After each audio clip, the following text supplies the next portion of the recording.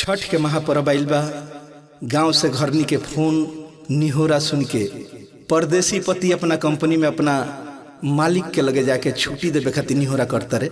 कैसे कहता रे, गीत में सुनल जा।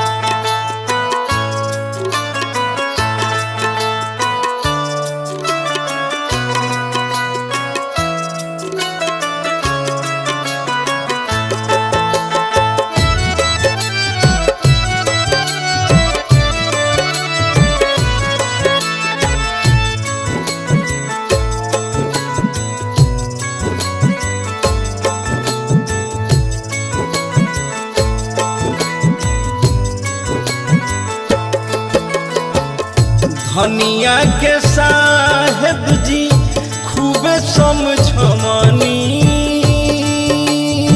हो,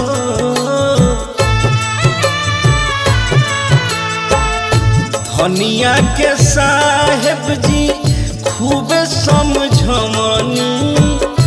परबी में आई भी माई से बतमनी। हमनी के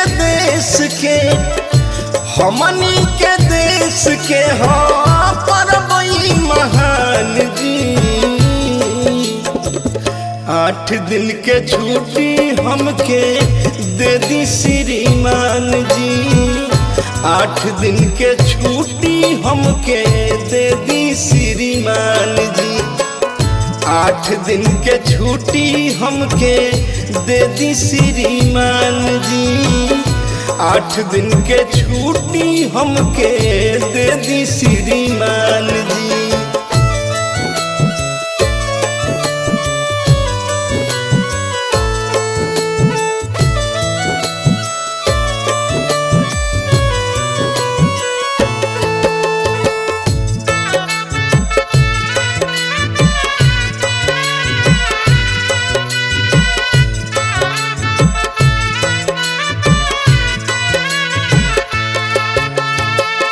आज जो निकल बिता पहुँचब काल जी।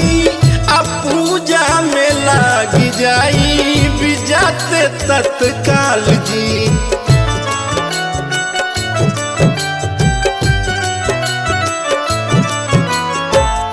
आज जे निकल बिता पहुँचब काल जी। आ पूजा में लाग जाई बिजाते तत्काल जी। खरना के परना परसो, खरना के परना परसो कल खाया नहान जी। 8 दिन के छुट्टी हमके दे दी श्रीमान जी। 8 दिन के छुट्टी हमके दे दी श्रीमान जी। 8 दिन के छुट्टी हमके दे दी श्रीमान जी। 8 दिन के छुट्टी हमके दे दी श्रीमान जी।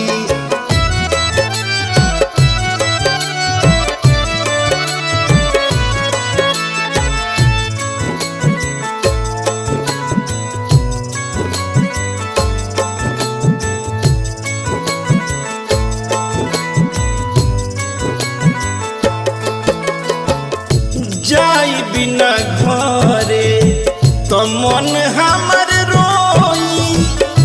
रौरे बताई साहेब काम कैसे होई।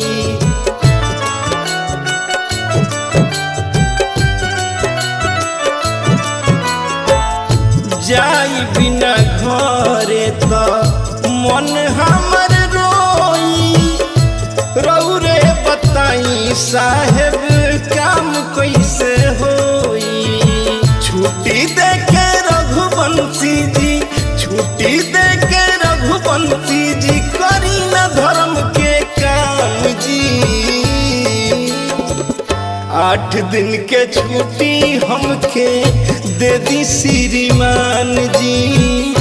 8 दिन के छुट्टी हमके दे दी श्रीमान जी। 8 दिन के छुट्टी हमके दे दी श्रीमान जी। 8 दिन के छुट्टी हमके दे दी श्रीमान।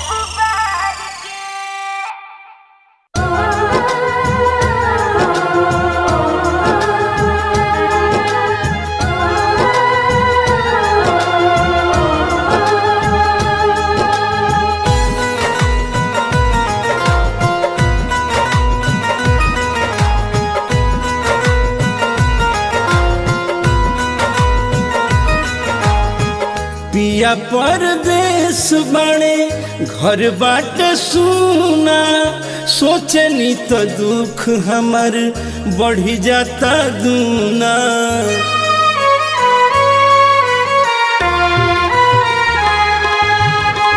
पिया परदेश बाणे घर बाट सुना सोचनी तो दुख हमर बढ़ी जाता दूना। कैसे करबी बरतिया दित रौरे बताई हमरो बलम घरवा आवसुजी उनका मन में समाई। उनकर बलम घरे आवसुजी उनका मन में समाई।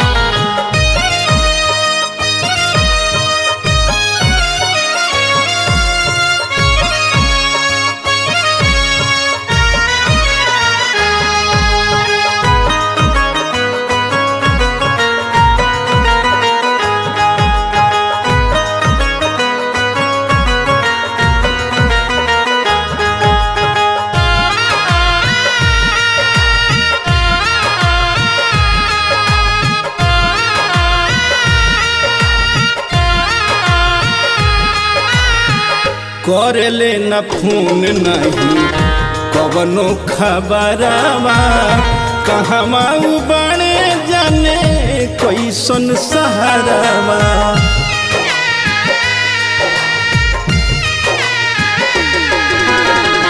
करले न फोन नहीं कवनो खबरवा कहवा बाणे जाने कैसन सहारावा। जब जब सोची नहीं बतिया हमरा आवेला रोवाई हमरो बलम घरवा आवसुजी उनका मन में समाई। उनकर बलम घरे आवसुजी उनका मन में समाई।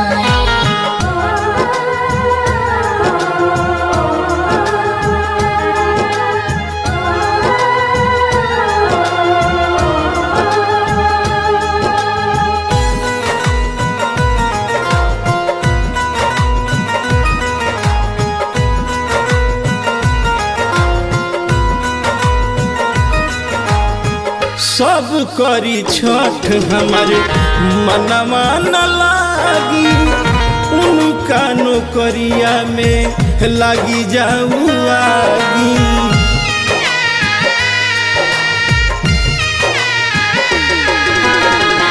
सब करी छठ हमारे मनवा न लागी उनका नौकरिया में लागी जाऊ आगी। पहिले खरना के कसहु हमारा सैया के बोलाई हमरो बलम घरवा आवसुजी उनका मन में समाई। उनकर बलम